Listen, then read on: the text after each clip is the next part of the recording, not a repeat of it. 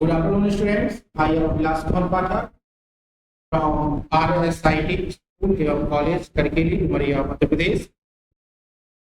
बच्चों, आज हम एक विशेष टॉपिक को लेके आज शुरुआत करने जा रहे हैं, क्योंकि आज हमारा टॉपिक है वो है भौतिकी फिजिक्स का एक पहला लेसन, वैद्युत आवेश।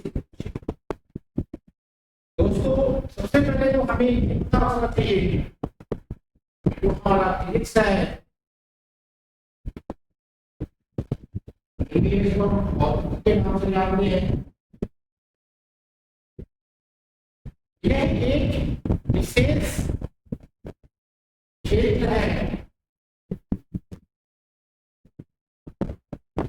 जिसका उपयोग या जिसका आविष्कार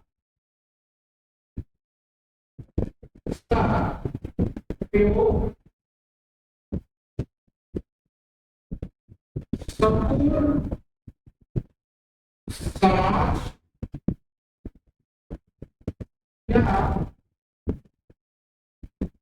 यूनिवर्स में, यूनिवर्स में जो भी चीज आप देख रहे हैं आज वर्तमान में स्थितियां हैं, सब फिजिक्स का ही भाग है। यदि हम बात करें फिजिक्स कई भाग, इलेक्ट्रॉनिक फिजिक्स अलग, न्यूमेरिकल एक पार्ट अलग है, मैकेनिकल का पार्ट अलग है, केमिस्ट्री में फिजिक्स को। अब बात करते हैं हम सीधे पॉइंट की ओर। तो आज का जो हमारा टॉपिक है वो है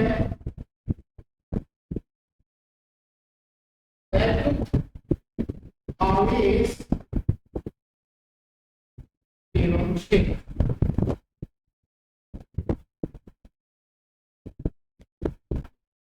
वैद्युत आवेश एवं क्षेत्र। तो हम इन तीनों वर्णों को पहले समझते हैं। सबसे पहले हम ये मानते हैं हमारे पास इन तीनों चीज नहीं है, हमारे पास तीनों चीजों का अभाव।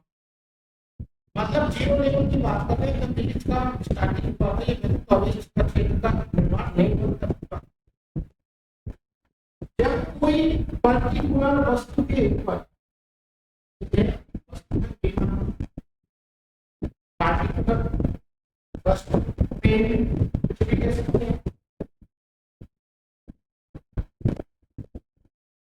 जब किसी वस्तु या पिंड के ऊपर, जब किसी वस्तु पार्टिकुलर या पिंड के ऊपर प्रकृति के द्वारा, इसके द्वारा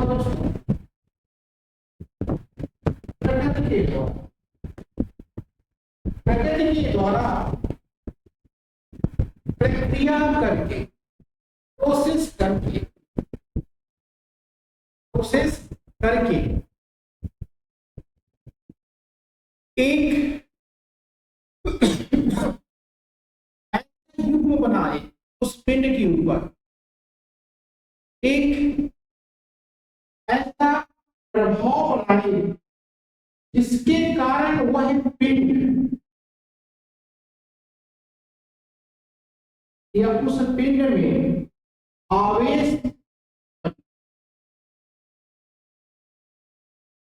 मतलब जब कोई पिंड के ऊपर किसी प्रोसेस के द्वारा, किसी प्रक्रिया के द्वारा वह पिंड आवेशित होता है या वह पिंड आवेशित हो जाता है, तो उसे हम कहते हैं पिंड के ऊपर आवेश। Simple simple. और जब उस पिंड के ऊपर आवेश का प्रभाव हो जाए,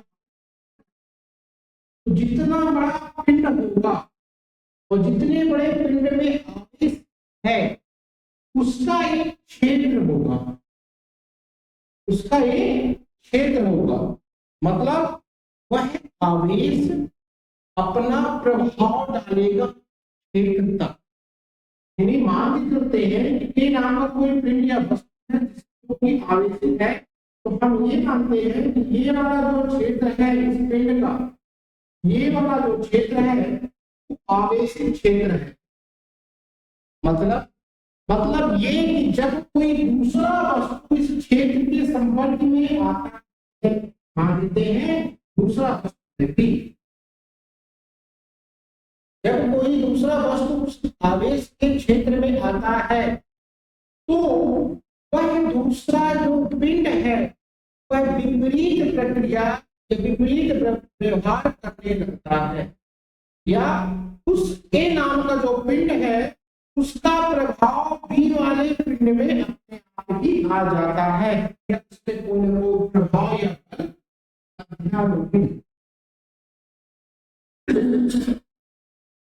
तो हो गया। अब जब एक पिंड का प्रभाव दूसरे पिंड में होता है, ये जो विपरीत प्रक्रिया होती है तो वैद्युतमय हो जाता, दूसरा पिंड जो है वैद्युतमय हो जाता,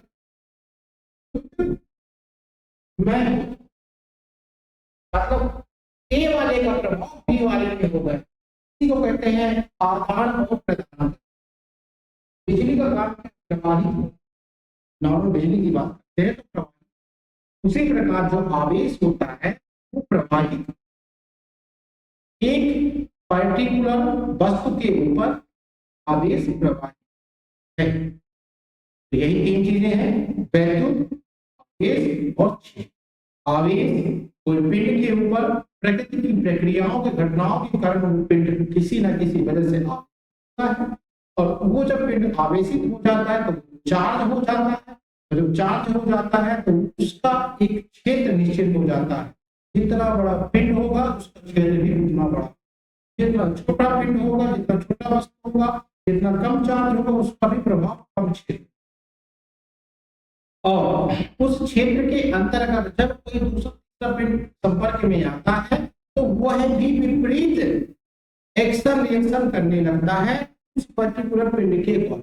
मतलब यदि वो पिंड चार्ज है और दूसरा पिंड डिस्चार्ज है तो जब उसके संपर्क में आएगा तो दूसरा पिंड भी अपने आप चार्ज, यदि उसका प्रभाव एक का प्रभाव बी में आएगा, प्रभाव आया मतलब बल अध्ययन, ये होगा वैद्युत आवेश क्षेत्र। तो आपको यहाँ पे समझ, आगे बढ़ते हैं आवेश के क्षेत्र में।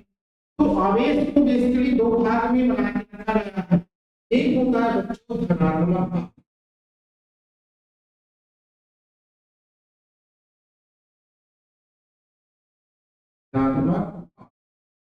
और दूसरा होता है ऋणात्मक।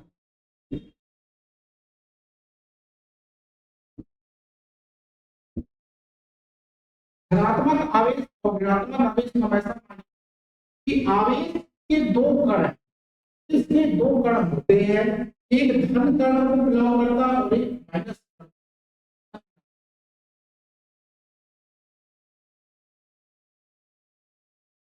अब जो हमारा धनात्मक आवेश है उसको हम Q प्लस के नाम से जानते हैं, उसको Q प्लस और Q दोनों का बहुत बड़ा रोल, धनात्मक और ऋणात्मक का दोनों को बहुत बड़ा, मतलब कि जब कोई पिंड ए के ऊपर आवेश आया, आवेश आने के कई तरीके हो सकते हैं, तो घर्षण आपस में घर्षण टकराव, या तो प्रेरण, इनके माध्यम से वो वस्तु आवेश होती है। अब जब उस ए वाले नाम की वस्तु के ऊपर आवेश मान के चलते हैं Q प्लस, और एक दूसरा हमारे पास बी नाम का एक वस्तु है, इसमें भी आवेश है, इसमें भी आवेश है और वो आवेश मानते हैं Q प्लस। अब जो दोनों चार्ज आवेश को, दोनों आवेशित पिंडों को एक दूसरे के संपर्क में लाया जाए, एक दूसरे के साथ जोड़ा जाए, तो क्या होगा, इन दोनों पिंडों के बीच में एक घटना होगी जिसे कहते हैं प्रतिकर्षण की।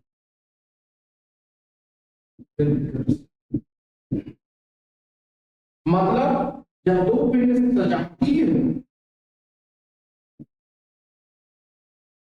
तो उन दोनों पिंडों में प्रतिकर्षण, क्यों? क्योंकि इसका भी आवेश पॉजिटिव है, इसका भी आवेश, तो क्या करेंगे, एक दूसरे को से दूर। यही अगर ये निगेटिव है और ये भी निगेटिव है, तो सेम यहाँ भी फिर से सजाती हो जाते हैं और फिर से ये दोनों एक दूसरे को क्या करेंगे, दूरी डिस्टेंस मेंटेन करेंगे। अब यदि मान के चलते हैं बच्चों कि एक हमारे पास पिंड ए है और एक पिंड बी है, इसमें Q प्लस है, इसमें Q माइनस है, इसमें माइनस है, इसमें प्लस, ये तो पार्टीशन कंडीशन। तो इस घटना में क्या होगा, दोनों पिंड एक दूसरे के को आकर्षित करेंगे, दोनों पिंड एक दूसरे को आकर्षण करेंगे, आकर्षित करेंगे, और यह घटना होती है विजातीय घटना। विजातीय, तो ये तो होगा बेसिक कॉन्सेप्ट। चलिए हम मूव करते हैं सीधे अपने पीडीएफ की ओर, जो हमारा पीडीएफ है हम टॉपिक के ऊपर वैद्युत आवेश तथा क्षेत्र। वैद्युत आवेश तथा क्षेत्र मतलब कि वैद्युत आवेश का उपाय गुण, वैद्युत आवेश का उपाय गुण जिससे युक्त वस्तु, कोई वस्तु होगा जिसमें वैद्युत आवेश है, मतलब उसमें आवेश पहले से उपलब्ध है, तो वैद्युत आवेश का उपाय गुण जिससे युक्त वस्तु अन्य वस्तुओं पर, मतलब अन्य वस्तु मतलब दूसरी वस्तुओं पर वैद्युत बल आरोपित करने लगती है, उसे हम कहते हैं वैद्युत। वैद्युत आवेश क्या होता है, जब कोई चार्ज वाला पार्टिकल वस्तु किसी दूसरे वस्तु पर ऊपर अपना प्रभाव डालने लगता है, अपना बल दिखाने लगता है, उसी को हम कहते हैं वैद्युत या वैद्युत आवेश। आई होप यहाँ तक। अगला टॉपिक है हमारा चालक का विद्युत। छोटे छोटे टर्म्स है, इनको हम क्लियर करके रखें तभी हम आगे। चालक का मतलब होता है कोई एक ऐसी धातु, कोई एक ऐसी धातु, पदार्थ या वस्तु जहां पे आवेश का आदान प्रदान बड़े सरलता से हो जाए, जहां पे आवेश का प्रवाह आदान प्रदान बड़े सरलता से हो जाता है, उसे कहते हैं चालक या चालक। फॉर एग्जाम्पल लोहा, चांदी, सोना, तांबा, एल्युमिनियम, ये एक ऐसे पदार्थ हैं जो चालक पदार्थ कहलाते हैं, इनमें आवेश का प्रभाव बड़े सरलता से होता है। और यदि बात करें इन पदार्थों में सबसे सही सुचालक कौन है, तो चांदी और सोना सबसे सुचालक है। चालक का मतलब ये होता है सरलता से आवेश का प्रवाहित, सरलता के साथ साथ आवेश का नुकसान नहीं होना, आवेश का क्षरण न होना, आवेश की हानि न। यदि लोहे की बात करें तो उसमें प्राकृतिक ताप भाव आदि का प्रभाव के कारण से कुछ न कुछ आवेश नुकसान हो जाता है, नहीं पूछ पाता जहाँ पे वो जा रहा है, सोर्स टू डेस्टिनेशन। जबकि चांदी और सोना काफी अच्छे सुचालक माने जाते हैं, ना के बराबर में। तो चालक, आई होप आपको चालक समझ में आ गया, हो जाती है वो हमारा चालक कहलाता है। और इसके बाद आता है विद्युत रोधी। विद्युत रोधी का मतलब ही होता है रुकावट, इंसुलेटर, इंडक्टर, कंडक्टर, कंडक्टर चालक, इंसुलेटर मतलब ऐसा पदार्थ जहां पे आवेश जब प्रवाहित किया जाए प्रवाहित होगा ही नहीं। मतलब उस पदार्थ की प्रगति है आवेश प्रवाहित करने से रोकने की।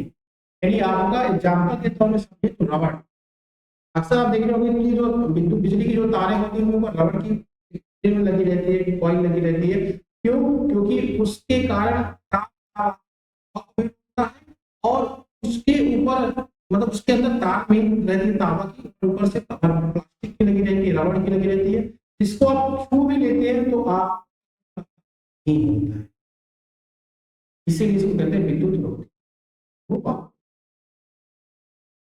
आवेशन दो प्रकार से होता है, एक होता है घर्षण माध्यम से और एक प्रेरण। प्रेरण का मतलब ये होता है कि जैसे हम किसी छात्र को प्रेरित करते हैं कि ये बच्चा बेटा पढ़ाई को प्रेरणा, वो हमारी प्रेरणा को स्वीकार करे और उसी स्वीकार के अकॉर्डिंग फॉलो करने लगा, फॉलो करते करते प्रक्रिया में आ गया, मतलब हमारी गुणों को वो एक्सेप्ट। ठीक उसी प्रकार की हम बात करते हैं कि जब कोई किसी आवेशित वस्तु, मान लो ए नाम का कोई वस्तु में पिंड है जो आवेशित है, चार्ज है, और उसी के निकट एक ऐसा वस्तु रख देते हैं जो चार्ज नहीं है, तो जो चार्ज नहीं है उस वस्तु को बिना छुए ही, बिना टच कराए, पिंड ए उसको टच नहीं करेगा, बिना टच कराए ए अपना प्रभाव बी के ऊपर डाल देता है, या ए का जो गुण है बी में संचालित हो जाता है, या बी विपरीत प्रक्रिया को एक्सेप्ट कर लेता है। जाहिर सी बात है, जब चार्ज नहीं है बी तो क्या विपरीत प्रक्रिया को एक्सेप्ट किया, तो मतलब बिना टच कराए दोनों में से किसी एक को, बीच में डिस्टेंस भी है, उसका प्रभाव के कारण, उसके आवेश के क्षेत्र के सबका संपर्क आने के कारण धीरे धीरे वो सेकंड वाला आवेश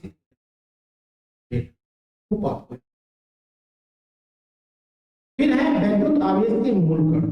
वैद्युत आवेश के मूल कण दो होते हैं, धनात्मक और ऋणात्मक। हमेशा ध्यान रखिए, जो आवेश है धन से शुरू होता है ऋण में खत्म, धन से शुरू होगा ऋण में खत्म, धन से शुरू होगा ऋण में खत्म होगा। दो कण हो गए और दोनों का एक ही उद्देश्य होता है, मतलब धनात्मक और ऋणात्मक दोनों कणों का एक ही एम होता है, एक दूसरे को निरस्त करना, एक दूसरे को पाना। तो जाहिर सी बात है, जो जिसके ऊपर हावी होगा उसका प्रभाव उसके ऊपर पड़ जाएगा, और जो कम होगा उसका भी प्रभाव पड़ेगा, बस नहीं सकता। तो एक दूसरे के पूरक है।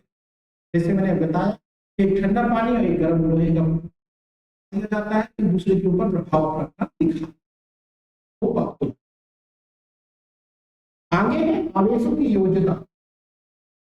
आवेशों की योजना मतलब कि जब दो या दो से अधिक आवेशों को आपस में जोड़ा जाए। योजना दो आवेश है मान लेते हैं, कोई वस्तु या निकाय है, उसमें Q1 और Q2 दो आवेश है, उन दोनों आवेशों को हम कुल निकाल आवेश निकाल क्या करेंगे, दोनों को बीजगणितीय माध्यम से जोड़ दिया जाए, तो जोड़ने पर प्राप्त जो होता है वही होता है आवेशों की योजना, कुल योजना।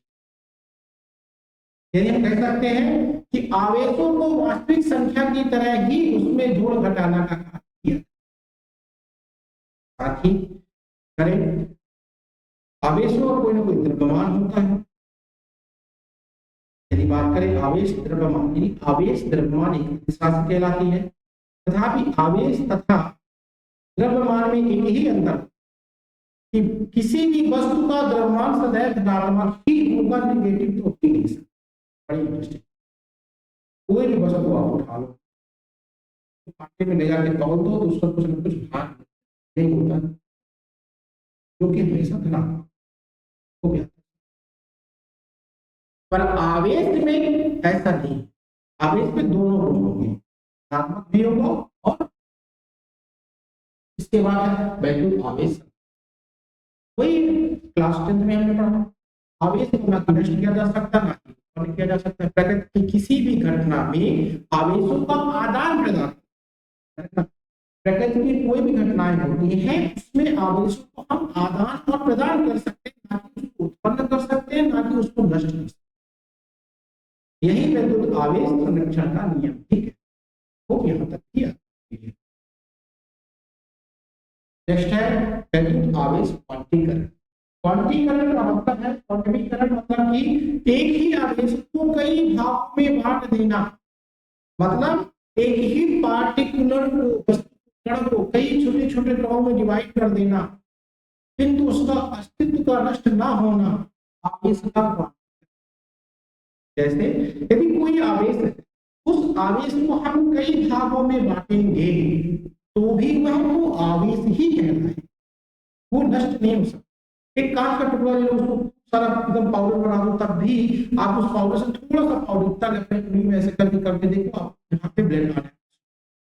क्यों? क्योंकि उस कांच का ही प्रभाव है, कांच का ही गुण है कि जब कोई कांच को टच करेगा या रगड़ेगा निकलना सौ। पाउडर है, और वही आप शक्कर का पाउडर लेके ऐसे कर तो कुछ नहीं होगा।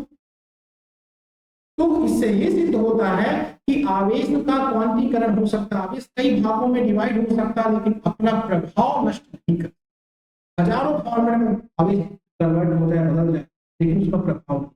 जैसे दूसरे एग्जाम्पल बात करें, नॉर्मल सर, यस सर, एक सर्प डसेगा तो उतना ही जहर लगेगा, और एक सर्प डसेगा तो भी उतना ही जहर लगेगा। क्यों? क्योंकि दोनों में क्या है, जहर। इसी के साथ मैं अगला इसका विदा लेता हूँ। नेक्स्ट क्लास में हम डिस्कस करेंगे। तब तक के लिए आप लोगों को बहुत बहुत धन्यवाद, सादर साधुवाद। जय श्री